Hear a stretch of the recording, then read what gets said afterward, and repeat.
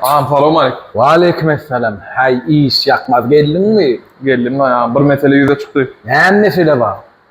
Ağam neyim için hemmekçi bize sandık diye yaray. Bak Ceyim sen sever bir var. İnsi. Ağam laf kaklayaydı. Sen kuşlara göz kulak ol. Öğrenmezsem. Ha böyle. Olsun. Ha waalaikumsalam. Ağırmadı olmayasın taptım. Var oğlum. Taptım kızaya hoş geldin lan tane. Ha. Avur. Hay yurt karşılarsın. Avur şey değil. Aman değil ya tu.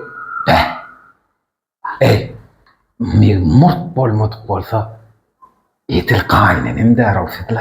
Ewa. Men ne murtpam ho. Ay şu kaynenim de badar o.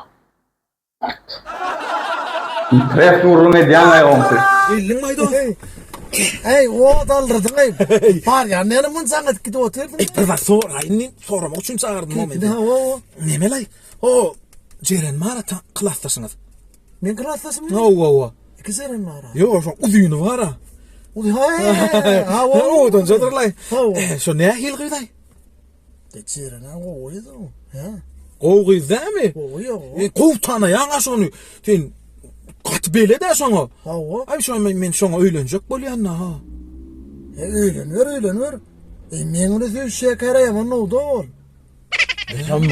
Şu Rexona'nın antiperspirantların daşında var ay 48 saat, 64 saat oraya atip yazılgı zatlarım pozdurmalı önlay yazdırmalı şu zatlar qadağan etmeli. Yazılan zat bir dursun. Yazılan zat ne işin var o.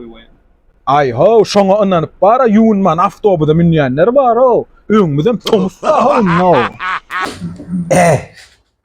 Kim ay kafeň öňünde maşyny goýan girip bolanyp çykyp bolanyp kapyň aldynda soňky Mercedes kim goýýar o? Kimin şu maşyn soňky Mercedes? Aa, mol maşin o amca. Bilýän ha öz maşynym bunu. İýlerim bilsin diýänler. Ağam salam aleyküm. Waalaikumsalam. Tanadyň meni? Yok kim aysın? Gelin ama. Palatyan, palmançy. Almançı. Mağda. Sen mara. Ha. Mara kimdiň aýt? Menem seň dostum kimdiň aýdyp berem. Mehmet Anim. Men milyoner. Sen milyonermi?